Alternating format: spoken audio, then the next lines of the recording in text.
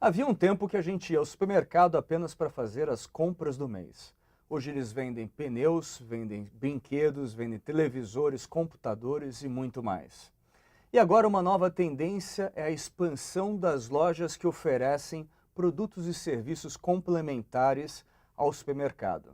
E para falar sobre isso, hoje no Bastidores do Franchise a gente convidou o Carlos Correia, que é superintendente da APAS. Obrigado por ter vindo, Carlos. Eu que agradeço, Pedro, e a honra estar aqui com vocês. Primeiro, eu queria saber, a APAS é a Associação Paulista de Supermercados, né? Isso, nós somos uma entidade representativa do setor de supermercados e congregamos mais de 1.500 empresas no estado. 1.500 empresas seriam supermercados ou entram também fornecedores do sistema? Não, somente supermercados, tanto de pequeno, de médio e as grandes empresas do setor.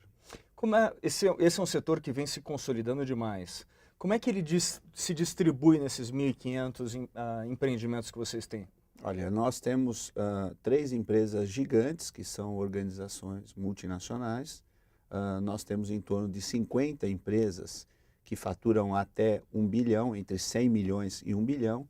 E temos aí uma grande quantidade de empresas que são empresas de pequeno e médio porte, predominantemente ainda familiares, em processo de profissionalização, que é o grande volume de empresas que a APAS tem como associado.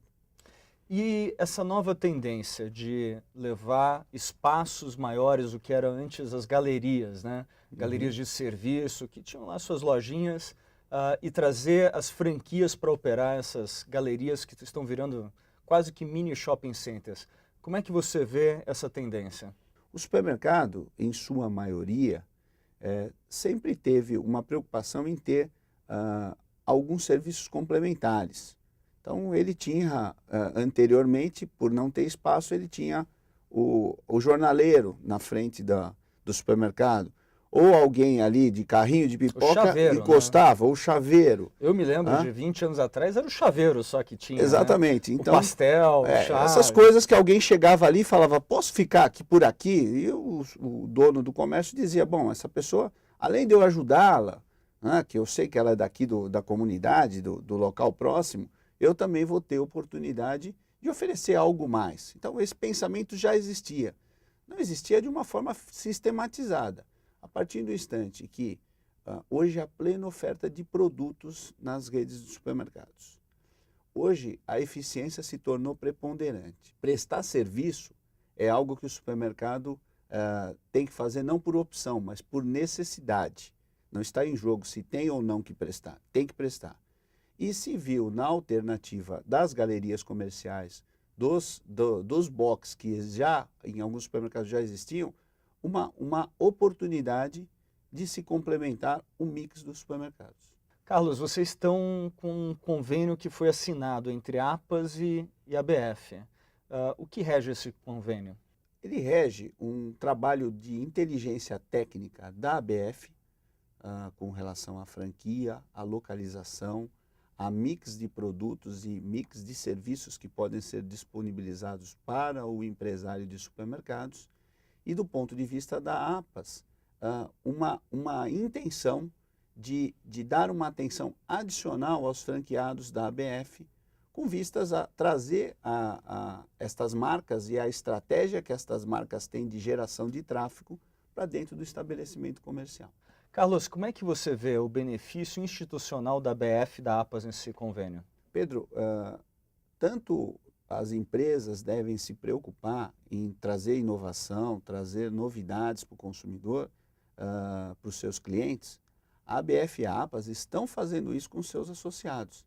Eu acho que a associação, nós já tínhamos um trato institucional com a ABF, muito importante, mas éramos áreas estanques. Eu acho que desta maneira, as duas associações entram em algo relevante, que é desenvolver e fomentar o desenvolvimento de negócios entre as associações. Uma associação, institucionalmente, ela tem valor, mas quando ela consegue gerar negócios, como é este projeto entre a APAS e a ABF, eu acho que nós Traz estamos muito cumprindo um mais papel valor. moderno de uma associação de classe. E para um franqueador que está considerando a expansão através de supermercados, qual que é o tráfego médio gerado por esses mercados? Tanto os pequenos, os médios e grandes, você tem alguma ideia? Você vai depender muito da área física que você está e do perfil daquela população. Você pode ter, quando nós estamos falando de supermercados não somente aqui das áreas centrais. Vale ressaltar que o setor de supermercados tem lojas muito importantes nas áreas periféricas e nas cidades menores, que têm uma função muito importante para aquela região. Então, a quantidade de pessoas vai depender do tamanho do estabelecimento, da atratividade que ele tem com relação a setores, como você disse, se ele tem pneus, normalmente ele vai ter uma loja que faz a instalação dos pneus ali no subsolo ou agregado ao estabelecimento. E isto vai gerar um tráfego adicional. Então, às vezes um supermercado menor tem uma atratividade de pessoas maior porque ele vende muito produto básico e aquela população consome muito aquilo.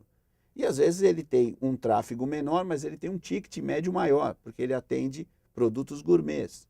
Então é muito difícil classificar um supermercado. Há uma diversidade muito grande de estabelecimentos, de produtos e de prestação de serviço.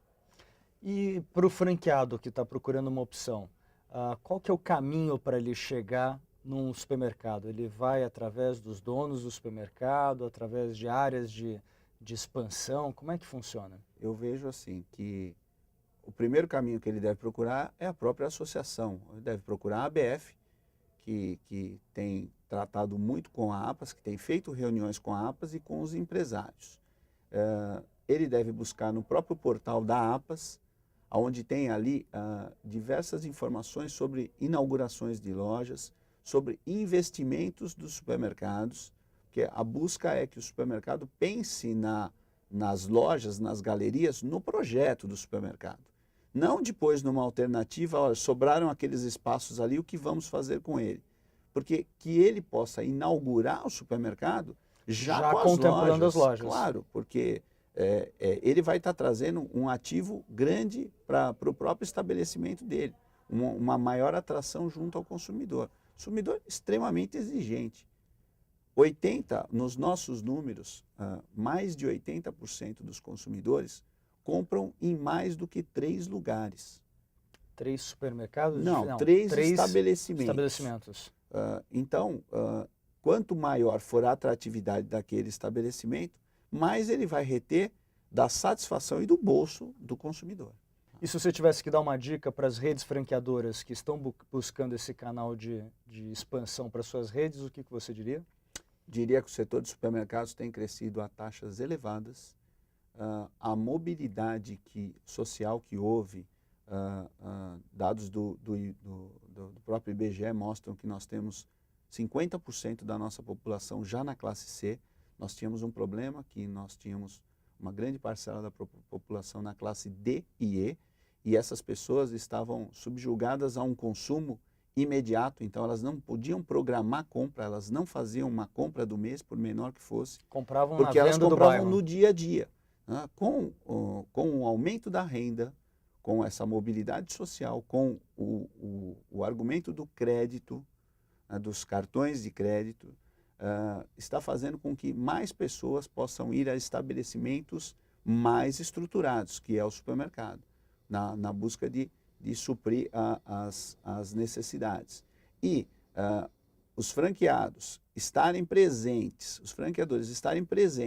nestes estabelecimentos é uma belíssima de uma alternativa, e a gente sente que a nossa evolução de consumo está sendo constante e crescente. Isso faz com que as demandas do consumidor elas sejam cada vez maiores. Então, a partir do momento que ele tem o recurso no bolso, aquela demanda que ele tinha, ele consegue supri-la, mas aí ele percebe que há uma maior. Então, eu vejo assim alternativas de franquias que de repente atendiam a uma classe superior, elas podem se adequar para atender a partir Uma do parte- tráfego do supermercado, com novos produtos, com novos serviços, porque a pessoa precisa, ela precisa degustar as novidades, para que ela faça caber no bolso dela também, porque é uma questão de escolhas.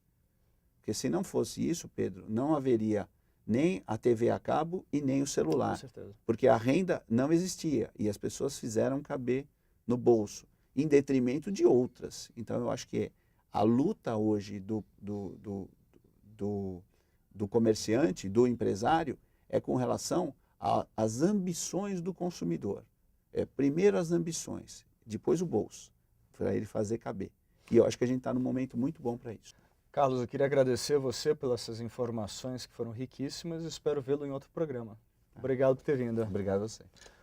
O Bastidores do Franchising fica por aqui. A gente se encontra num próximo programa. Até lá.